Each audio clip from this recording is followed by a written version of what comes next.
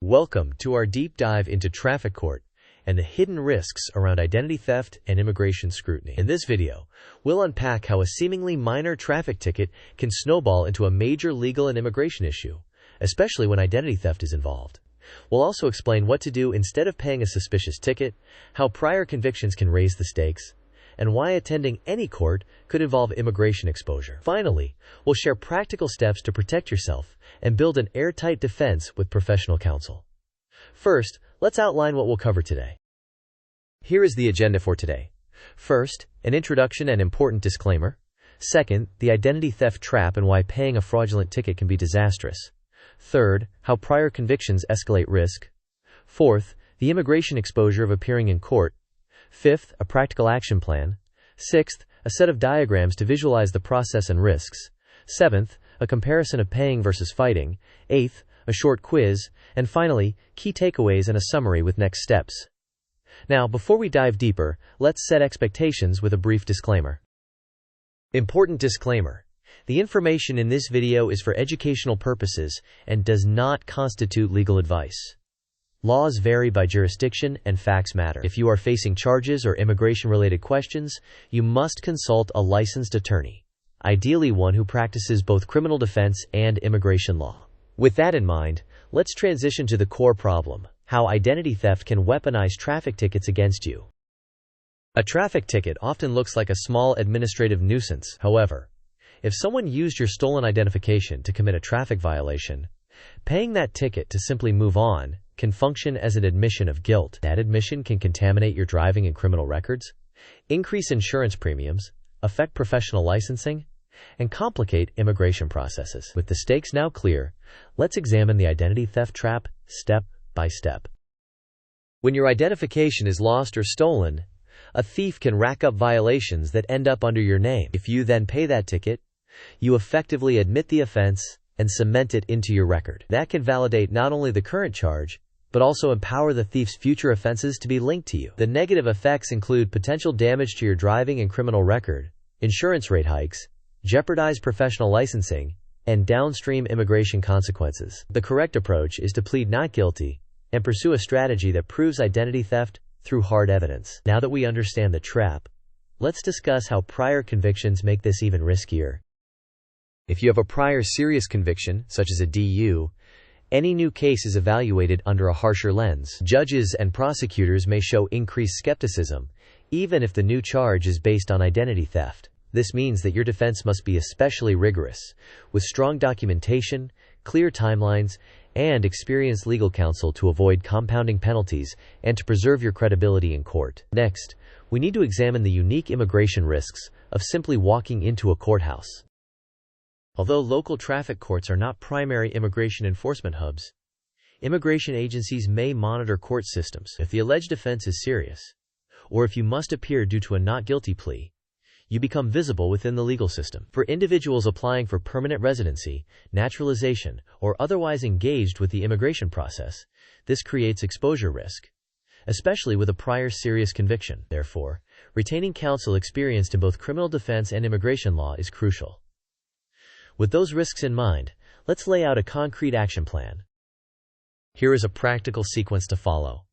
First, file a police report documenting the identity theft immediately. Second, gather airtight alibi evidence, such as time cards, GPS logs, emails, surveillance footage, and witness statements. Third, compile immigration documentation like receipts and notices to demonstrate lawful intent and processing. Fourth, retain counsel experienced in both criminal defense and immigration.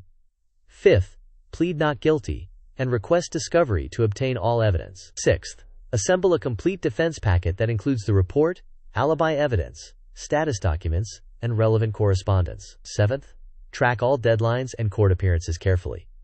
Eighth, avoid making statements that could be construed as admissions. Allow your attorney to speak when possible. To visualize this process over time, let's look at a timeline. This timeline shows the defense process from discovery through resolution. On day 0, you discover the ticket and suspect identity theft. Within the first 2 days, you file a police report.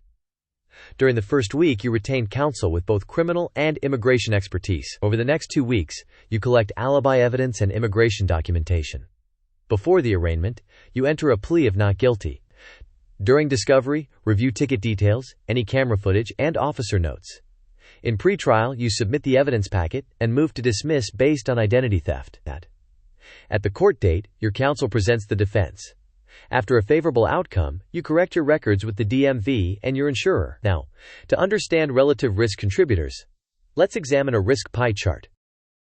This pie chart allocates relative risk contributors. The largest slice, 40%, represents the risk of admitting guilt by paying the ticket, which can lock in negative consequences. 30% is attributed to prior serious convictions, which heightens scrutiny and potential penalties. 20% reflects immigration exposure from appearing in court while engaged in immigration processes. The remaining 10% is the risk from delaying the filing of a police report, which weakens your position and timeline credibility. With risks mapped, let's organize your evidence in a clear table.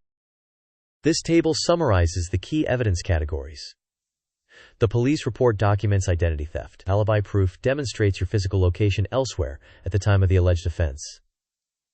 Immigration documents show lawful intent and ongoing processing. Discovery records let you verify the ticket's facts and challenge inaccuracies. Correspondence creates a traceable record of communications with the court, DMV, insurer, and your attorney.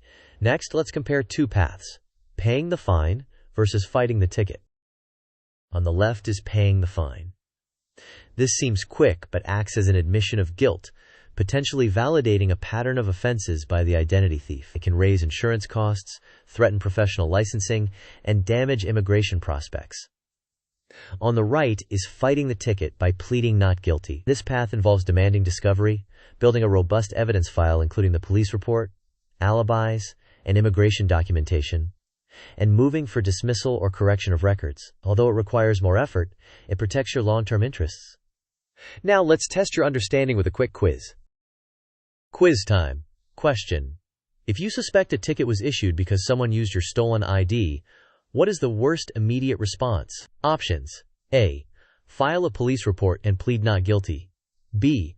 Pay the ticket to make it go away. C. Retain counsel with criminal and immigration expertise. D. Gather alibi evidence and request discovery. You may pause the video now to think about the answer. We will discuss the answer in the next section of the video.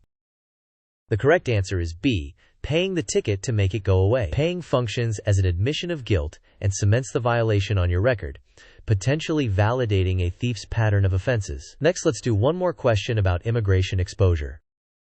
Second question: why is appearing in court potentially risky for someone with pending immigration processing and a prior DUI? Options: A. Courts never share information with any agencies. B. Immigration agencies may monitor courts and prior serious convictions raise scrutiny. C. It guarantees immediate deportation. D. It has no impact on immigration proceedings.